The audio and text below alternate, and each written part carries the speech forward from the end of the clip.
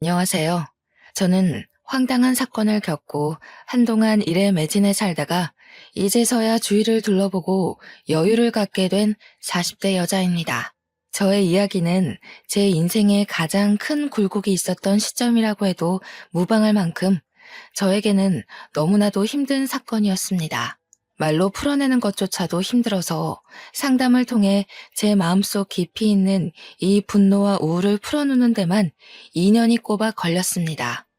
상담사 선생님께서 저에게 자꾸 아무 일도 아닌 것처럼 남에게 털어놓기도 해야 마음이 가벼워진다고 해서 이곳을 찾게 되었습니다. 너무나도 재밌고 파란만장한 이야기들 사이에 제 이야기가 묻힐까봐 걱정되지만 한번 풀어보겠습니다. 저는 아주 큰 한정식 집을 하는 어머니 밑에서 자라 손맛의 중요함을 배우고 살았습니다. 제가 어렸을 때 우리 아버지께서 병으로 돌아가신 터라 어머니께서는 저를 정말 힘들게 키우셨죠. 그때만 해도 식당이 지금의 규모로 크지는 않았습니다. 어머니께서 식당을 운영하신 이유는 혹여라도 제가 밥을 굶을까 싶어서 시작하신 거였거든요. 아빠 없는 애. 그렇게 놀림을 당하고 눈물을 흘리면서도 꾸역꾸역 밥만큼은 챙겨 먹고 살았던 게 전부 우리 어머니 덕분이었습니다. 절대로 우리 딸이 굶고 다니는 건 볼 수 없다며 제가 좋아하는 음식들을 하나 둘 늘리다 보니 어느덧 식당에도 손님이 늘어나게 되었고 점차 큰 곳으로 이사를 옮겨 다니다 보니 지금은 서울에서도 한정식 집이라고 하면 아, 그 집 하고 바로 나올 정도로 큰 음식점을 운영하게 되었습니다.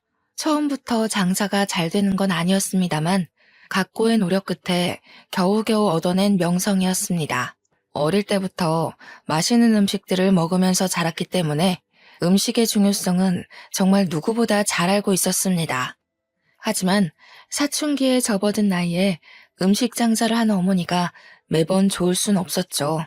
늘 어머니는 가게를 운영하느라 바빠야만 했고 저는 공부를 하느라 집에만 있어야 했거든요. 집에서 엄마가 차려준 간식을 먹으면서 공부를 했다는 친구들이 그렇게 부러울 수가 없었습니다. 저는 늘 집에서 혼자 엄마가 차려두고 간 저녁밥이나 데워 먹으면서 공부를 해야 했습니다. 그때는 그 저녁밥 차리는 게 그렇게 힘든 일인지도 모르고 매일같이 투정만 부려댔습니다. 엄마는 왜 맨날 바쁘냐고 그렇게 돈을 벌여야 했던 집안의 생계를 책임져야 했던 어머니의 가슴에 비수를 꽂는 날이 늘어났죠. 어머니께서는 저의 그런 투정에도 늘 변함없이 식당을 지키셨습니다. 간단한 찌개 정식을 팔던 집에서 코스 요리만 파는 한정식 집으로 올라오기까지 수없이 많은 세월을 보내야만 했습니다. 마지막으로 건물을 올려 가게를 내었을 때는 정말 어머니의 손맛, 그 노고에 손뼉을 치지 않을 수 없었습니다. 한정식집 치고는 가격이 꽤 나는 곳이라 상견례 자리로도 많이 사용하시고 정치인들도 와서 식사를 하는 곳이었습니다. 드라마 같은 데 보면 룸으로 딱딱 이루어져서 독채 시스템으로 운영되는 그런 한정식집 많이 보셨죠? 그런 장소 협찬도 하고 유명인들이 몰래 데이트를 하는 곳으로도 손색 없는 그런 한정식 집을 일궈내셨습니다. 그래서 그런지 한 달에 버는 돈이 어마무시할 정도였어요. 대학생이 되고 나서 첫 아르바이트를 했을 때 그제야 어머니가 얼마나 힘들게 저를 키웠을지 갑자기 와닿았습니다.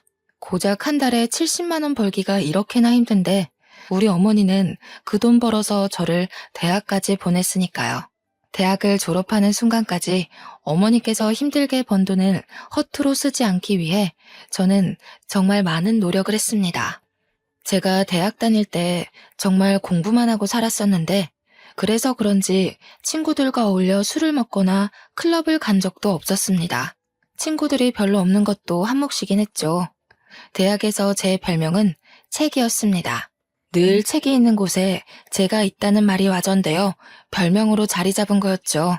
그런 저에게도 딱 한 명의 친구가 있었는데 조별 과제를 하다가 알게 된 저와 아주 비슷한 성향의 친구였습니다. 조별 과제를 하면서 다른 팀원들에게 치이고 교수님께 치이고 하며 의리를 다지게 된 케이스인데 그 의리가 정말 돈독했습니다. 대학을 졸업하는 순간까지도 붙어 다니면서 불도저처럼 과제를 해냈거든요.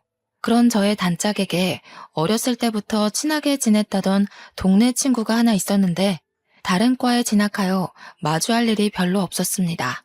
캠퍼스를 누비거나 커피를 마시거나 학식을 먹을 때 정도 붙어 다니면서 이야기를 나누게 되었습니다. 처음에는 어색했지만 자연스럽게 같이 있는 시간이 늘어나면서 셋이 어울려 다니게 되었죠. 그런데 남녀 사이라는 게 원래 갑작스럽게 스파크가 튀어오르고 그런 법이잖아요. 제가 친구의 단짝 친구와 연애를 하게 된 것입니다. 느지막하게 찾아온 첫사랑은 참으로 요란하게 남들에게 보였었나 봅니다. 캠퍼스 커플이라는 특성상 학교 내에서 모르는 사람이 없을 정도였어요. 남자친구가 군대에 갈 때 훈련소까지 따라가서 그의 가족들 앞에서 울고불고 하기도 하고요. 그런데 그런 시간이 무척이나 무색하게도 남자친구가 저에게 말도 안 하고 휴가를 나와서 클럽에 간 걸 알게 된 것입니다. 클럽만 갔으면 잔소리 좀 하고 말았을 텐데 거기서 여자를 만난 걸 제가 알게 되었고 우리는 헤어지게 되었습니다. 그때부터 저는 학교도 자주 빠지고 공부에도 손 놓고 4학년 되어서 성적에 손을 놓았으니 겨우겨우 졸업장만 받게 되었죠. 졸업식 날 어머니께 얼마나 죄송했는지 모르겠어요. 남자친구와 연애를 하기 전까지 정말 좋았던 성적이 갑자기 뚝뚝 떨어지고 학고만 맞지 않으면 다행이다 할 정도였으니까요. 그렇게 힘들게 저를 대학까지 보내주신 건데 참으로 죄송했습니다. 저는 대학을 졸업 후 열심히 취업 준비를 했습니다. 그제야 정신을 차리고 이런 자격증 저런 자격증 모두 기웃거리면서 취업에 도움된다는 건 긁어모으기 시작했습니다. 하지만 3년 동안 취업에 실패하고 좌절하고 결국에는 기업의 눈을 낮추고 했는데도 취업이 되지 않았어요. 저에게 선택할 수 있는 별다른 제한이 없었기에 저는 어머니의 식당으로 취업을 하게 되었습니다. 어머니께서도 언젠가 본인이 늙어 힘이 없어지면 저에게 물려주고 싶다고 하셨기에 일찌감치 식당으로 들어갔습니다. 물론 저도 당연히 안주인 수업을 받게 될 줄 알았는데 제 예상과는 다르게 어머니는 혹독하셨습니다. 식당 설거지 일부터 시작하라 해서 만만하게 보고 시작했는데 한정식 집이다 보니 반찬 가짓수가 많잖아요. 그 작은 반찬 그릇들이 수십 개가 쌓여 있는데 닦아도 줄어들 생각을 하지 않더라고요. 그때 태어나서 처음으로 주부 습진이라는 것에 걸렸습니다. 고무장갑을 끼고 설거지를 해도 그 안으로 물이 다 고여들어와 손이 퉁퉁 불기 일쑤였습니다. 그렇게 3년 동안 설거지에 반찬 나르기에 식기 정리만 하다가 겨우겨우 손님도 맞이하게 되고 계산을 하게 되었습니다. 나름 식당 돌아가는 시스템에 대해서 빠삭하게 알게 된 덕이죠. 저는 여전히 졸업 후에도 조별 과제를 함께하며 의리를 다진 대학 동기와는 연락을 하고 지냈습니다.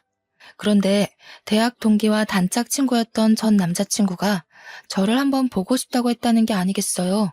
헤어진 지 벌써 7년이나 지난 후였고 저도 뭐 첫사랑이라고는 하지만 지나간 추억이니 한 번쯤 만나서 대학 시절 이야기를 나누는 거 나쁘지 않다고 생각을 했어요. 대학 동기도 오랜만에 셋이 한번 뭉치자고 넌지시 이야기하길래 저도 알겠다고 했습니다. 그래서 하루 시간을 내서 같이 만나게 되었는데 술을 한잔하고 집에 가려는 찰나 저를 붙잡고 할 이야기가 있다고 하더군요. 저한테 그때는 정말 철이 없어서 미안했다고 한순간의 실수였다고 꼭 사과하고 싶었대요. 저야 뭐 지난 일이니까 알겠다고 했어요. 그러면서 저에게 자기는 지금 중소기업 신인으로 일을 하고 있고 다시 한번 만나보고 싶다는 식으로 이야기를 하더군요. 연애할 때 저희가 얼마나 불같은 사랑을 했었는지 같은 취미에 같은 취향을 가지고 있었다는 사실이 문득 떠올랐어요. 저도 만나는 사람이 없었기 때문에 한번 생각해 보겠다고 했더니 그게 긍정의 의미로 들렸는지 그날부터 저에게 지극정성으로 굴더라고요. 퇴근 시간에 맞춰서 저를 집까지 데려다 주는 건 기본이고 쉬는 날이면 피곤하지 않게 데이트 코스를 짜오기도 했어요. 엄청 비싼 리클라이너 영화관 같은 데 데려가 쉬면서 영화를 볼 수 있게도 해주고 마사지도 받게 해주고요. 어딜 가더라도 본인 차로 저를 데려다 주는데 저 약간 감동받을 만하지 않나요? 제가 면허는 있었지만 차는 식당과 집만 오갔기 때문에 필요치 않아서 사지 않았거든요. 아무튼 그렇게 6개월 정도 지켜보다가 예전과 꽤 변한 모습에 새로움을 느껴 다시 만나보기로 결정을 했습니다. 그런데 그때는 저희가 이미 30의 나이를 하고 있었으니 연애만 하기에는 살짝 애매한 시기이기도 했어요. 그래서 진지한 만남을 생각하고 서로의 저축이 얼마가 있는지, 월급이 어떻게 되는지 경제 능력을 다 오픈했어요. 물론 제가 훨씬 더 많이 벌고 모아둔 돈도 많았지만 남자친구랑 같이 있으니 행복하고 즐거워서 상관없겠다 싶었습니다. 대학 동기도 저희가 다시 만난다는 소식에 두 팔 벌려 축하를 해주었어요. 그렇게 헤어지고 나서 괜히 자기가 더 불편했다면서 앞으로는 서로에게 죄짓지 말고 살자고 했습니다. 저도 한 번 바람으로 이별을 겪었지만 달라진 모습을 보여주겠다고 믿어달라는 남자친구에게 고개를 끄덕였고요. 그렇게 신나는 연애를 했습니다. 대학생 시절에 했던 연애와는 비교가 안 될 정도로 각자 월급을 벌어 돈을 물쓰듯 쓰는 연애는 재미있었어요. 부모님께 용돈을 받아서 한 달 동안 얼만큼의 돈을 써야 한다는 계산 없이 이루어지는 데이트가 재미없을 리가 없죠. 행복한 시간도 잠시. 저에게 아주 큰일이 일어나고 말았습니다. 어머니께서 제 나이 31살에 갑자기 쓰러지시게 된 거예요. 살면서 피곤함이 머리를 너무 많이 짓누르고 있었나 봐요. 스트레스가 쌓여서 이렇게 된 거라고 하기는 어머니의 병색은 너무나도 짙었습니다. 뇌혈관이 팽창과 수축을 반복하다가 터졌다고 했는데 그 병색 자체를 너무 늦게 알아버린 겁니다. 골든타임이 지나가는 바람에 어머니께서는 눈을 뜨지 못하셨어요. 저는 제발 몸이 마비가 되는 한이 있더라도 눈만큼은 떠주시기를 간절히 바랐었죠. 하지만 어머니께서는 저에게 짐이 되기 싫으셨던 건지 그대로 아버지가 계시는 하늘나라에 가시게 되었습니다. 31살의 나이에 양쪽 부모를 다 잃은 것도 서러워 죽겠는데 외동딸이었던 저는 갑작스럽게 이뤄진 장례 준비가 너무나도 어려웠습니다. 도우미는 몇 명을 써야 하는지, 음식은 뭘 추가를 해야 하는지, 추모만 해도 모자랄 시간에 결정해야 할 일이 너무나도 많았습니다. 아무것도 모르고 우왕좌왕 병원에서 이렇게 하세요 저렇게 하세요 하면서 이것저것 추가하고 눈퉁이를 맞고 있었던 거죠. 참 가족이 죽어서 정신없는 사람을 두고 장사 속을 그렇게 내비칠지는 상상도 못했던 겁니다. 제가 울면서도 하라는 대로 다 맞춰주고 있자 보다 못한 남자친구가 회사에 연차를 내고 장례식장을 내내 지켜주었어요. 불필요한 것들은 모두 잘라내고 병원과 싸워가며 저에게 필요한 것들만 진행시켜 주었습니다. 제가 얼마나 고마움을 느꼈는지 정말 말로 표현할 수 없을 정도로 고마웠습니다. 그때 그런 생각을 하게 되었어요. 돈이 없어도 어떠하랴, 이 남자면 괜찮겠다 싶어서 결혼을 마음에 심었죠. 어머니의 한식당은 당연한 수순으로 제가 물려받게 되었습니다. 제가 어깨너머로 배워왔던 손맛을 드디어 손님들에게 내보일 수 있게 됐습니다. 우리 매장 매출이 정말 좋았던 이유는 어머니의 손맛 때문이라고 해도 과언이 아니었는데 저도 어머니의 피를 물려받기는 했나 봅니다. 제가 만든 음식도 선대사장의 맛이 난다면서 단골분들이 정말 좋아하셨어요. 혹여라도 맛이 바뀔까봐 걱정했는데 괜한 기우였다면서 저에게 장하다고 칭찬도 많이 해주셨고요. 이제는 2대째 운영이라는 편말이 붙으니까 오랜 단골 손님들이 저에게 잘해보라면서 용돈도 찔러주고 가셨어요. 이 모든 것이 우리 어머니께서 읽어내신 건데 그럴수록 제 마음의 그리움은 커져만 갔습니다. 그렇게 1년을 더 힘내서 운영을 하다 보니 정확하게 어떤 식으로 운영을 해야 고객 만족도가 더 높은지 알겠더라고요. 아무리 그래도 우리 어머니께서는 옛날 분이셔서 변화를 조금 두려워하셨거든요. 저는 고객 만족도를 높이기 위해 발로 뛰었고 틈틈이 레시피와 인테리어를 손보면서 젊은 고객층들에게도 사랑받을 수 있는 식당으로 운영을 했습니다.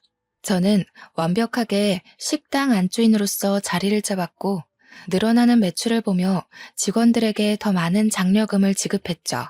직원들도 만족하고 고객들도 만족하고 저 역시도 어머니를 그리워하며 식당이 더욱 번창하는 것을 꿈꾸었습니다. 그때쯤 남자친구는 회사를 그만두고 싶다는 고민에 깊이 빠져 있었어요. 알고 보니 남자친구네 회사가 급 성장을 하면서 인력 보충이 필요한 시기였는데 월급이 더 많은 직원에게 나가는 것이 싫었던 사장이 직원들을 갈아내고 있었더라고요. 더 많은 실적을 요구하면서 월급 인상은 없으니 당연히 직원들의 사기가 떨어지고 있는 시점이었던 거죠. 남자친구 역시 매일같이 상사에게 시달리면서 정작 월급은 이전과 다를 바가 없으니 다른 회사로 이직하고 싶다고 생각했던 겁니다. 그래서 저는 솔직하게 남자친구에게 이야기를 했어요. 회사에서 스트레스 받으면서 고생하지 말고 저와 결혼해서 같이 식당 일을 하는 게 어떻겠냐고요.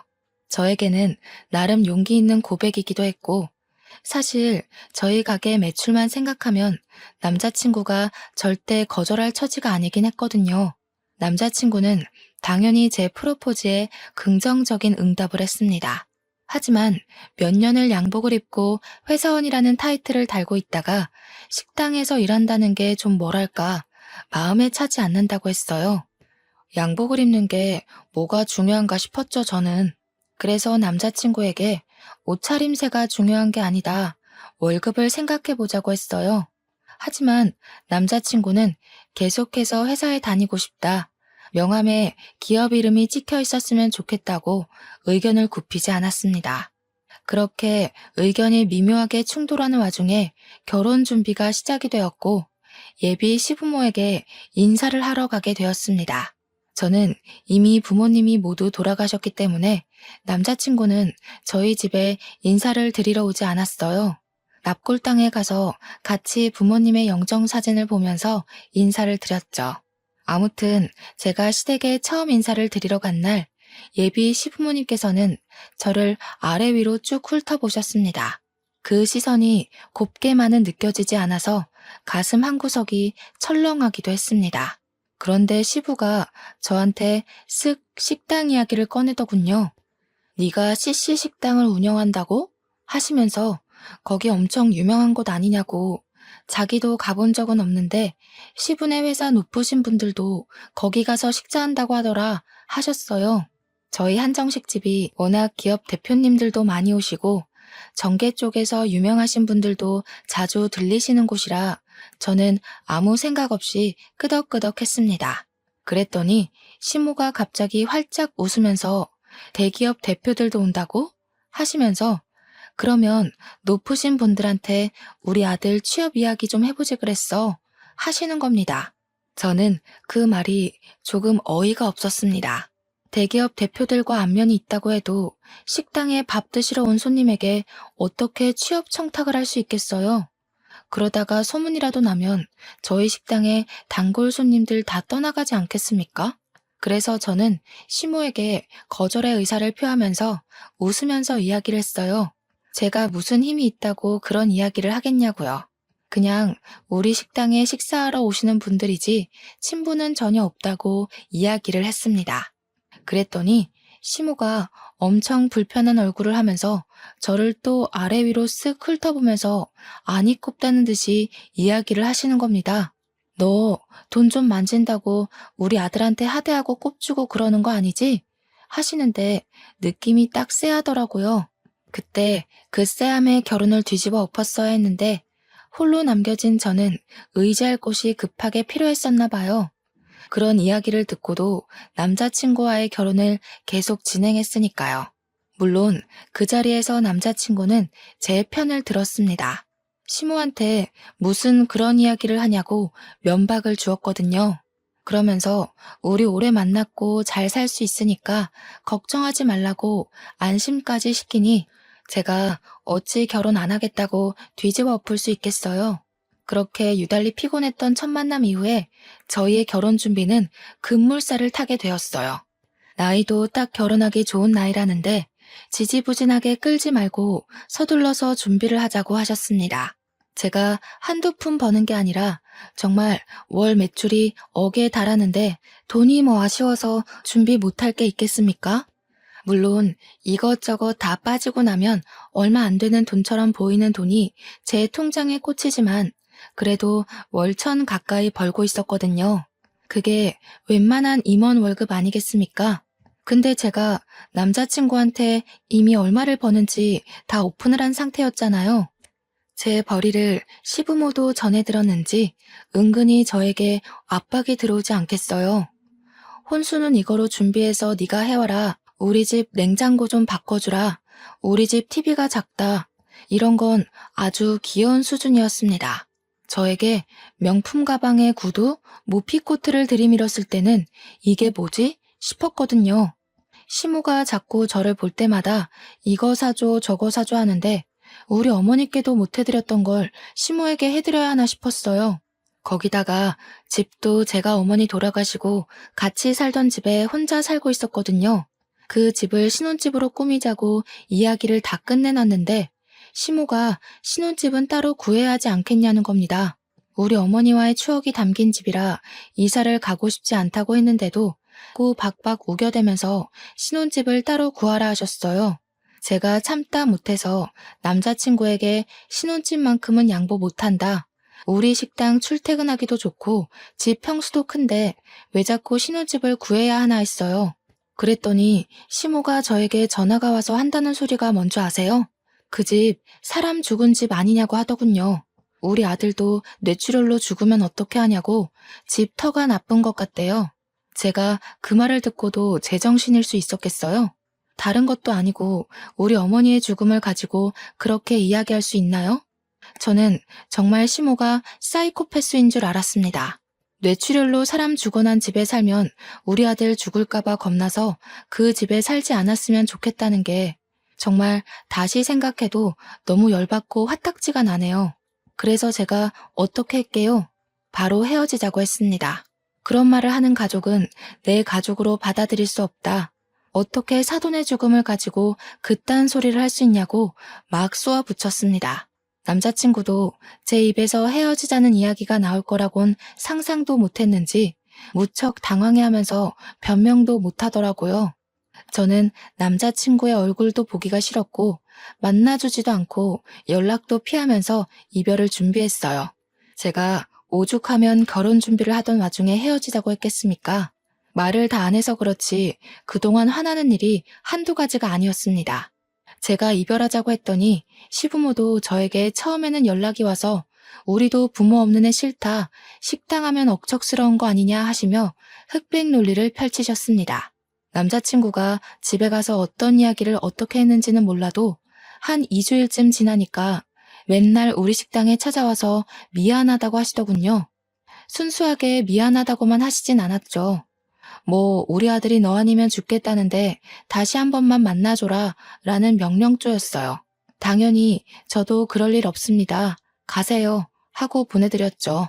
처음에는 남자친구가 제 다리 붙잡고 늘어지더니 남자친구가 나타나지 않으면 시부모가 나타나서 다리 붙잡고 늘어지고 뭐 이렇게 억척스럽다니 너는 부모가 없니 하다가 갑자기 돌변해서 저러니까 나중에는 짜증이 나더라고요. 한 두 달 동안은 경찰에 신고하겠다, 찾아오지 말아라 하다가 저도 지쳐버린 거죠. 어느 날 퇴근하는데 정말 피골이 상접하다는 말이 어울릴 정도로 피폐해진 남자친구가 제 앞에서 무릎을 꿇더라고요. 가족들이랑 인연을 끊고 살겠다면서 저 없으면 안 된다고 울고불고 하는데 마음이 좀 동하더라고요. 우리 부모님의 죽음을 욕되게 한 인간이랑은 상종하지 말아야지 했는데 그동안 사랑했던 기억이 밀려오고 그래서 저도 모르게 남자친구한테 그럼 앞으로 정말 인연 끊고 살 수 있겠냐고 물어봤어요. 그러니까 저에게 끄덕이면서 절대로 연락도 안 오게 해주겠다고 걱정 말고 자기 한 번만 믿어봐달라고 하더라고요. 이미 반 이상 결혼 준비가 진행되었던 터라 마지막으로 한 번만 믿어보겠다고 하고 결혼을 진행했습니다. 그렇게 식당 일 하면서 틈틈이 식장을 알아보고 웨딩드레스도 고르고 웨딩 사진까지 촬영 다 하고 나니까 식이 코앞이었습니다. 싱숭생숭한 마음을 뒤로한 채 저는 남편의 손을 잡고 버진로드를 걸었고 결혼식을 무사히 마치게 되었어요. 식장에서 시부모들은 제 눈도 제대로 못 보시더라고요. 평생 그렇게 저를 불편해 해주십사 요청을 드리고 신혼여행도 잘 다녀왔습니다. 제 식당 명성에 맞게 번쩍번쩍하게 돈을 처발라가면서 온갖 손님들을 다 초대해서 결혼식을 올렸거든요. 심지어 저희 단골 손님들 중에 유명하신 기업인들께서 혼주석에 앉아주시겠다고 할 정도로 제 기가 눌리면 안 된다고요. 주변에서 저를 엄청 신경 써주신 따뜻한 결혼식이었어요. 시부모도 저희 측 손님들을 보시고는 조금 놀란 눈치였습니다. 혹여라도 남편의 취업 청탁이라도 할까봐 조금 긴장되기도 했지만요. 아무튼 신혼여행 다녀와서도 시댁에서는 저에게 일절 연락이 없었고 저는 편하게 식당 일을 했어요. 명절이 다가와서 어떻게 해야 하나 하고 있는데 남편이 저에게 갈 필요 없다고 하더라고요. 명절 당일에서야 자기 혼자 시댁에 쓱 갔다 오는 걸로 명절은 마무리가 되었어요. 저도 어차피 우리 부모님에 대해 그렇게 말했던 사람들의 얼굴을 보면서 하하호호 웃으며 식사하기가 좀 싫었거든요. 거기다가 명절이 되면 저희 식당이 쉴 틈 없이 엄청나게 바쁘기도 하고요. 명절 당일 하루 쉬지만 앞뒤로 예약이 꽉꽉 찰 정도로 바쁜 식당이니 직원들만 두고 제가 시댁에 가기도 좀 뭐하잖아요. 우리 어머니께서도 명절에 단 하루도 쉼없이 바쁘게 사셨던 분이셨고요. 그래도 동방예의지국에서 며느리로 맞이하는 첫 명절인데 그냥 넘어가긴 또 마음이 그래서 전화는 드렸어요. 명절에도 식당 일이 바빠서 방문은 못할 것 같으니 생신 때 제대로 챙겨드리겠다고 했습니다. 그때까지도 결혼한 지 얼마 안 된 시점이기에 저에게 지은 죄가 있으셔서 그런지 알겠다고만 하셨습니다. 물론 남편도 시부모한테 잔소리를 엄청 퍼부었던 것 같긴 했어요. 한 2년 동안은 아무 탈 없이 행복한 신혼을 보내면서 잘 살고 있었습니다. 남편은 결혼하고 1년 동안 재취업 준비를 해보겠다고 하더니 여전히 볼품은 없지만 중소기업에 취업해서 월급도 꼬박꼬박 가져오고 있었고요. 우리도 서로의 생활에 익숙해진 시점이라 슬슬 아이를 가져볼까 하고 생각을 하고 있었습니다. 그전까지는 저도 상황이 어떻게 될지 모르고 또 시부모님이 언제 돌변하실지 몰라서 피임을 하고 있었거든요. 사실 부부라는 게 그렇잖아요. 아이가 들어서야 진정한 가족을 이루는 그런 느낌. 요즘 젊은 사람들은 딩크족이다 뭐다 해서 아이를 갖지 않기도 하지만요. 저는 뭔가 내 가족을 이루려면 아이가 있어야 한다는 생각이 뼛속 깊이 자리 잡고 있었어요. 그래서 남편에게도 은근히 가족 구성원에 대해 이야기하면서 아이를 가지고 싶다는 의사를 내비쳤죠. 이제는 남편도 돈을 벌어오고 저는 정말 완벽하게 제 식당을 운영하고 있었기 때문에 지금 시기가 딱 좋다고 생각했습니다.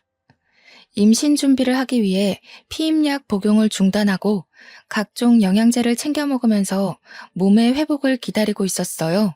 그런데 말이죠. 저는 나름 남편에 대해 모르는 게 없다고 생각했는데 집중하고 있던 식당 일에서 눈을 돌려 남편만 바라보고 있으니 뭔가 이상하더라고요. 그때는 저도 피곤해서 생각도 안 했었는데 임신을 준비하려고 하니 남편이 자꾸 피곤하다고 하면서 거부하는 게 수상했어요. 물론 남편이 아직은 회사에서 제대로 된 프로젝트도 못하고 이리저리 쫓겨만 다니는 처지인 걸 알아서 이해하려고 했는데 아무리 회사 일이 힘들고 지친다고 해도 그렇게 힘든 일인가 싶은 거죠. 은근히 저를 피한다는 느낌도 들고 그래서 이 사람이 바람을 피운 전적이 있었으니까 저도 의심이 가는 겁니다. 그래서 집중적으로 남편을 주시하기 시작했어요. 근데 딱히 별거 없긴 하더라고요. 회사 퇴근해서 한 달에 한두 번씩 회식 있을 때 빼고는 늦게 끝나는 저를 식당 앞까지 매일 데리러 오고 제가 좀 예민한 건가 하는 타이밍에 남편이 회식이 있다고 차를 두고 간다고 하더라고요. 그래서 제가 남편 차를 끌고 식당에 오면서 블랙박스를 뒤져보았습니다. 근데 거기서도 별거가 없는 거예요. 그냥 날짜별로 시간대별로 정리가 된 블랙박스들만 있었어요. 기록을 뒤져봐도 여자 같은 건 보이지 않았고요. 듬성듬성 비는 시간이야 차량 시동 꺼두면 꺼지니까 출퇴근 시간은 다 잘 찍혀 있었고요. 저는 순간 저에게 의부증 같은 게 생긴 건 아닌가 진심으로 고민도 했었습니다. 그러던 어느 날 주말 남편이 뜬금없이 대학 동창들을 만나러 간다고 하는 겁니다. 누구를 만나냐고 물어보니 남편이 과 동기들 이름을 대는데 저는 잘 모르는 친구들이었어요. 제가 은근히 웃으면서 너 동창들 만나러 간다고 해놓고 다른 데 가는 거 아니지? 하니까 허둥지둥 대면서 아니라고 하더라고요. 우리 단짝 친구 이름을 대면서 걔도 온다고 하길래 아 그래? 하고 말았습니다. 술에 완전히 취해 들어왔길래 다음날 아침에 해장국 끓여주고 친구도 숙취에 좀 시달리겠다 싶어서 전화를 걸어 오랜만에 안부를 물었어요. 어제 술 많이 마셨냐고 하니까 술 안 마셨다고 하더라고요. 그래서 동창들 만났는데 술을 안 마셨어? 하니까 자기는 집에 있었대요. 그래서 남편에게 바로 말을 했죠. 걔는 어제 집에 있었다던데? 하니까 뭐 오겠다더니 안 온다고 말 바꾸더라 하면서 어물쩍 넘어가더라고요. 그래서 딱 말했어요. 어제 동창 모임 없었지? 너 혹시 바람 피우니? 이렇게요. 죽어도 아니라고 이야기하는데 저도 증거가 없어서 일단은 남편의 행적을 지켜보기로 마음먹었습니다. 행동 하나하나를 지켜보는데 평소랑 크게 다를 바가 없긴 했어요. 그래도 쉽게 의심을 버리지는 않았습니다. 저희가 원래 서로 휴대폰에 비밀번호를 걸어두고 신경을 쓰지 않고 지냈거든요. 그런데 바람의 기본은 휴대폰 아니겠어요? 남편이 씻으러 간 사이에 비밀번호를 대충 유추해서 이것저것 눌러봤는데 하나도 맞질 않더라고요. 휴대폰만 뒤지면 뭔가 나올 것 같은 기분에 저는 남편이 잘 때까지 기다렸다가 지문 인식을 통해서 비밀번호를 풀었습니다. 순간 고민도 많이 되긴 했어요. 판도라의 상자를 열어버린 느낌이 들더라고요. 이 사람이 정말 바람을 피운 거면 난 어떻게 해야 할까 하는 생각에 볼까 말까 고민이 되었습니다. 하지만 남편이 바람을 피운다고 하면 저도 같이 살 이유가 없는 거나 마찬가지 아니겠어요? 이혼까지도 생각을 하고 결단을 내렸고 저는 그 판도라의 상자를 열어 천천히 살펴보기 시작했습니다. 남편의 문자를 막 뒤지고 있는데 어느 대학병원에서 온 문자가 엄청 많은 게 아니겠어요? 카드 내역을 살펴보는데도 병원 내에 있는 카페에서 찍힌 영수증 문자가 많이 있었어요. 커피 사 먹은 거, 샌드위치 사 먹은 거. 저는 순간 남편 회사가 병원에 뭐 납품하는 회사였나 싶어서 곰곰이 생각을 해봤죠. 근데 아무리 생각해도 병원이랑은 연관이 없는 거예요. 순간 머릿속에 스치는 생각이 하나 있었습니다. 바로 시부모님이었어요. 혹시 시부모가 어디 아파서 병원에 입원은 한 게 아닌지 싶었던 거죠. 저와 정말 연락을 하나도 하지 않고 살고 있었기 때문에 저에게 입원한 걸 비밀로 하신 건가 싶었습니다. 달력을 확인해보니 곧 시모의 생일이 다가오고 있기도 해서 저는 다음날 눈을 뜨자마자 시모에게 전화를 걸었어요. 다음 주에 생일이신데 어떻게 하실 거냐고, 뭐 드시고 싶은 거 있냐고 살갑게 물어보니 뭐 할 거 없다고 하시더군요. 왜요? 하니까 자기 좀 쉬고 싶다고 이번에는 그냥 넘어가자 하시고는 전화를 황급히 끊으셨습니다. 결혼 3년 만에 처음으로 있는 일이었어요. 매번 생일 때마다 저에게서 뭐 하나 더 뜯어먹으려고 준비하시던 분들이셨거든요. 그래서 혹시 어디 아프시냐고 물어보니까 나이 들면 다 그런 거지 하면서 그냥 이렇게 넘어가시더라고요. 어디가 아프면 저한테 솔직하게 이야기해주면 좋으련만. 그래서 남편이 병원 갔다 온 흔적을 봤다고 했어요. 솔직하게 말해달라고 하니까 갑자기 정색을 하시면서 넌 알 거 없다 하고 끊으시는 거예요. 너무 당황스럽잖아요. 수상하기도 하고요. 그래서 남편에게 이야기를 했습니다. 내가 모르고 있는 게 뭐냐고. 도대체 병원은 왜 간 거냐고 물어봤어요. 시모가 어디 아픈 건 아니냐. 생일 때는 왜 만나지 말자고 하냐. 이렇게 막 따져 물으니까 저한테 병원 간 건 어찌 알았냐고 화를 내는 겁니다. 얼굴이 정말 썩은 채로 어떻게 알았어? 하길래 문자 좀 훔쳐봤다 하니 그걸 왜 보냐고 성질을. 아니, 병원에 누가 있는데 숨기냐고 캐물으니까 말은 안 해주고 방으로 들어가서 문 닫고 자버리더라고요. 너무너무 수상해서 다음날부터 제가 매니저에게 가게를 잠시 맡기고 남편 회사 앞에서 몰래 잠복을 했어요. 택시를 하나 하루 통으로 빌려서 남편 뒤를 쫓았는데 남편이 회사에서 일찍 나와 병원으로 가는 게 아니겠습니까? 그래서 몰래 내려서 뒤를 티 안 나게 밟았습니다. 어느 병실 앞에서 남편이 피곤한 듯한 표정을 짓고 들어가려고 하는데 시모가 딱 병실 앞에 나와서 남편을 맞이하더라고요. 근데 시모가 병원복을 입고 있지 않았어요. 시부가 아픈 건가? 그럼 나를 왜 속인 거지? 싶어서 남편이 병실에 들어가는 걸 확인하고 저도 뒤따라서 그냥 병실에 들어갔습니다. 문을 딱 열고 들어가니까 남편이 웬 4~5살 되어 보이는 꼬마애를 무릎에 앉혀놓고 있고 시모는 웬 여자한테 물을 먹이고 있었어요. 피부도 거무죽죽하고 머리도 다 빠져있는 여자를 보고 처음 보는 얼굴이라 이게 누구야? 하는 표정으로 남편을 바라봤죠. 제가 병실에 들어가는 순간부터 얼음이 되어버린 남편과 시모를 보고 저는 어리둥절했습니다. 근데 그 아파서 다 죽어가는 여자도 저를 보고 완전 동공지진이 나더라고요. 이게 무슨 상황이지 하고 있는데 남편 무릎에 앉아있던 남자애가 남편에게 폭 안기더니 이런 말을 하더라고요. 아빠, 저 사람은 누구야? 아빠? 아빠? 저는 진짜 그대로 뒤로 넘어가는 줄 알았습니다. 내 남편에게 아빠라고 부르는 저 아이는 뭐고, 그럼 누워있는 저 여자는 뭐지? 하는 생각 때문에요. 시모가 저한테 정말 놀래서 여긴 어떻게 나타났냐고 벌벌 떨면서 물어보더라고요. 마치 귀신 보듯이 저를 바라보는데 남편도 똑같은 얼굴로 저를 보고 있었고요. 이게 다 무슨 일이야? 아빠라니? 저 여잔 누구고 당장 말 못해? 제가 소리를 꽥 지르니까 남편이 저를 끌고 나와서 이야기를 하자고 했어요. 그러는 순간 누워있던 여자는 기절하고 시모는 의사 부르라고 난리를 치고 남편은 저에게 그제야 이실직고를 하더라고요. 알고 보니 저랑 헤어져 있던 그 잠깐 사이에, 그러니까 결혼 준비하다가 엎어진 그 잠깐 사이요. 그때 술을 먹고 술김에 하룻밤을 같이 보낸 여자인데 그 여자가 단 하룻밤에 임신을 했다고 나타났다는 거였어요.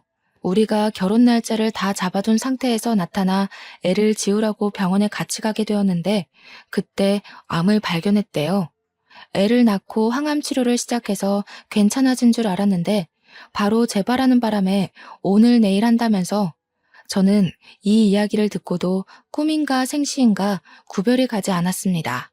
그런데 남편이 하는 말이 가관이더군요. 저 여자가 오늘 내일 하는데 보험금은 타야 하지 않겠어? 보험금 수익자를 내 이름으로 해두었거든. 아무래도 애가 있으니까. 그것만 해도 수억이야, 수억. 보험금 타면 사업할 계획도 다 짜놨단 말이야. 저는 남편이 사람 새끼로 보이지 않았습니다. 이거 미친 새끼 아니야? 당장 이혼해. 보험금 타면 좋은 거지. 무슨 이혼이야. 야, 그러면 애는 어쩔 건데. 나보고 지금 남의 새끼 데려다 키우라는 거야, 뭐야? 애는 고아원으로 보내면 돼. 저는 진짜 사이코패스 검사라도 받게 하고 싶었습니다. 한창 실랑이를 벌이고 있는데 시모가 나와서는 남편 말에 힘을 실어주는 게 아니겠어요. 바깥일 하다 보면 남자가 한 번쯤은 한눈도 팔고 그럴 수 있는 게다. 그런 걸로 일일이 따지고 들면 피곤해서 어찌 살겠니? 손주는 내가 키우든지 할 테니까 걱정 말고 애 키울 비용만 좀 도와다오. 저는 이 집안 인간들이 아주 다채롭게 미쳤구나 싶었습니다.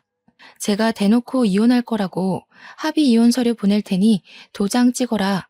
도장 안 찍으면 소송하겠다고 했어요.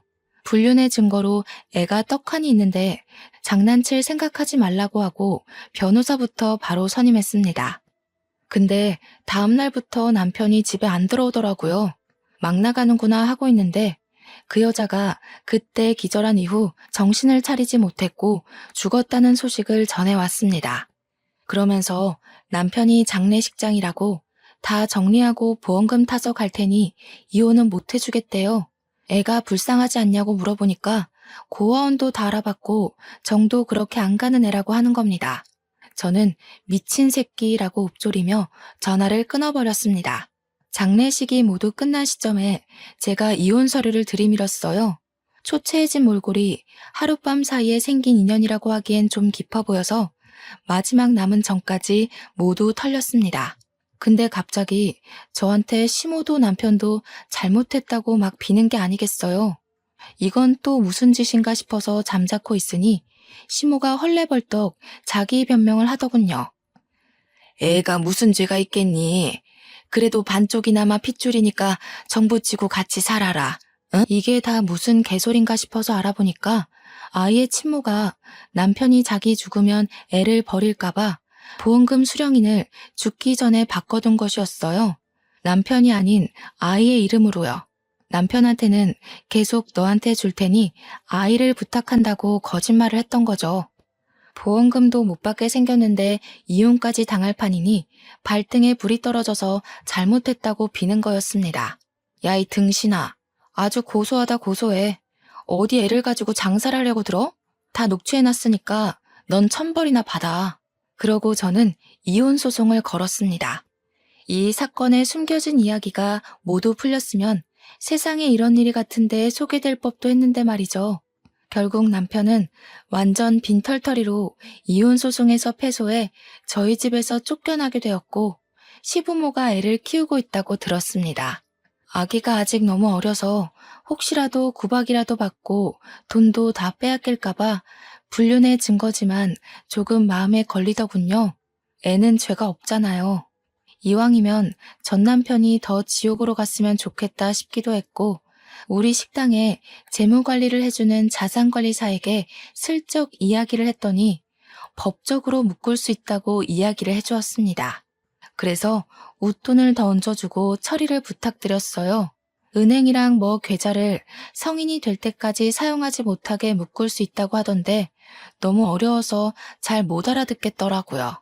나중에 남편이 그 돈 뺏으려고 시도했다가 실패했는지 저한테 연락 와서는 무슨 짓을 한 거냐고 따지더군요. 저는 얄밉게 전 남편에게 고아원에 애를 버린다더니 보험금이 탐나서 그것도 못하지? 하면서 약 올리고 차단을 해버렸어요. 저희 가게에 몇 번이고 찾아왔었지만 저는 이 일 이후에 식당의 보안업체 시설을 더욱 강화시켰기에 저를 만나지는 못하고 돌아갔죠. 저는 몇 년이 지난 지금 여전히 잘 나가는 식당 주인으로 잘 살고 있습니다. 전 남편은 글쎄요. 뭐 혼자 알아서 살고 있겠죠. 더 궁금하지도 않고 평생 자신이 벌인 일을 속죄하면서 나락에서 살길 바랄 뿐입니다. 제 이야기를 들어주셔서 고맙습니다.